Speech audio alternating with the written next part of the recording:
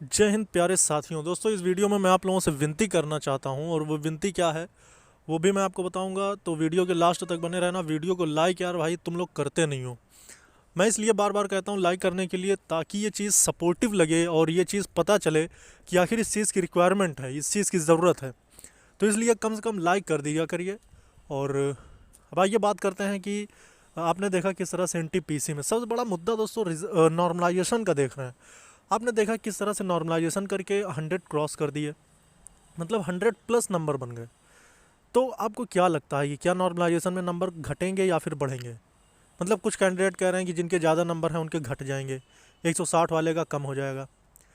तो अभी ये सब चीज़ें कहना और इस चीज़ को फाइनल समझना अपने आप में वैसी ही बात है जैसा कि मतलब ये बिल्कुल बेतुकी वाली बात है। और मैं तो आपसे ये गुजारिश करना चाहता हूँ कि आप अगर इस चीज़ को समझने की कोशिश कर रहे हैं नॉर्मलाइजेशन, बाकी तो रही बात नॉर्मलाइजेशन की, तो मैं आपको बता दूँ कि नॉर्मलाइजेशन तो नहीं होना चाहिए। आपको लग रहा होगा कि नहीं, नॉर्मलाइजेशन से सिलेक्शन हो जाता है, नॉर्मलाइजेशन बहुत अच्छी चीज़ है।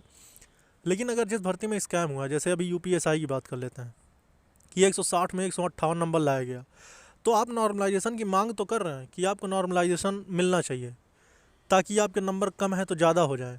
आपको क्या लगता है इससे आपका चयन हो जाएगा?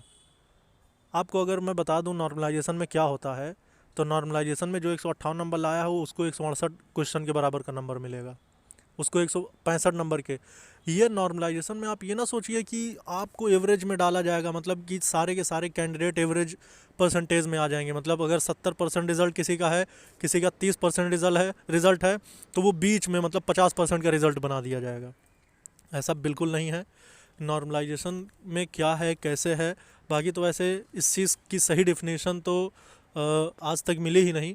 मगर रही बात नॉर्मलाइजेशन की, तो मैं आपको बता देना चाहता हूँ नॉर्मलाइजेशन में किसी का भी भला नहीं हो सकता है। आप कहेंगे कि कम नंबर वाले को चयन दे दिया गया, तो ये भला नहीं हो रहा है। जो ज़्यादा नंबर ला रहा है अगर उसका सिलेक्शन होगा तब भला होगा।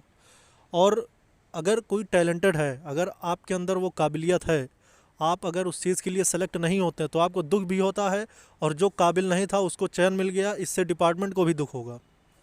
तो इसलिए सही टैलेंट पहचानने की ज़रूरत है और नॉर्मलाइजेशन की कोई ज़रूरत नहीं है। सच्चाई यही है दोस्तों। आप भले अभी सपोर्ट में हो कि नॉर्मलाइजेशन होना चाहिए सारी की सारी चीज़ें, लेकिन कहीं कहीं अगर मैं आपको बता दूं तो नॉर्मलाइजेशन से बहुत सारी ज़िंदगियां आज भी उसी तरह संघर्षरत हैं जैसे कि पहले थीं, और बहुत सारे रिज़ल्ट उनके सामने आ चुके हैं।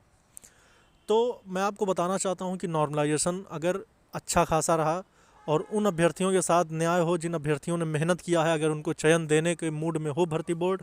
और उससे बड़ी बात यह है कि 20,000 अभ्यर्थियों की जो वायरल हो रही थी नोटिस, दरअसल वो कहने के लिए सब ने कहा कि ऑफिशियल है, ऑफिशियल है।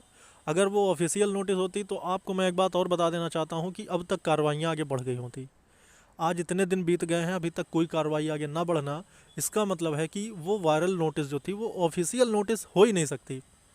ऑफिशियल नोटिस जब कभी भी वायरल होती है तो उसकी कुछ ना कुछ प्रक्रियाओं में मतलब कुछ ना कुछ दिखने लगता है, और ऐसा अभी तक हुआ नहीं है।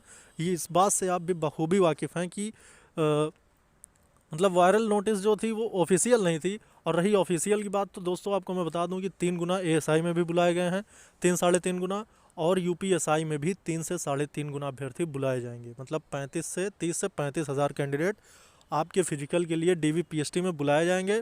यही सच्चाई है, यही हकीकत है। और जितनी भी अपडेट होती है दोस्तों, आपको ये बात तो बखूबी पता होगी कि वैकेंसी पॉइंट चैनल देता है, भले उसमें मुझे सपोर्ट मिले या फिर आप लोग मुझे कुछ भी कह दें, या मतलब जो भी चीज़ें, मैं कमेंट ऑफ नहीं करता। आपकी जो भी राय होती है मैं उसे देखने की कोशिश, मतलब मैं देखना चाहता हूँ कि आप कहते क्या हैं, आपकी मंशा क्या है। आपको अगर मैं कुछ बातें बता रहा हूँ तो आप उसे किस हद तक उसे समझते हैं। तो अपने आप को मेच्योर कीजिए, मतलब अपने आप को, अगर कोई भी बात है उसको बस पहले सुनो समझो। मैं ज़्यादा कुछ दिखाने की कोशिश नहीं करता, मैं बस आपको बताना चाहता हूँ सारी चीज़ें, आपको बताकर आपकी इन्फॉर्मेशन आपको आप तक पहुँचाने की कोशिश करता हूँ। तो इस चीज़ को आप समझने की कोशिश करिए। और आपसे रिक्वेस्ट है कि आप अपनी रनिंग करते रहिए। रनिंग में बहुत लोग कह रहे हैं कि हम रनिंग छोड़ दिए हैं, तो दोस्तों बिल्कुल भी डिमोटिवेट मत हो, रनिंग करते रहो। इस वीडियो में इतना ही, फिर मिलेंगे। जय हिंद।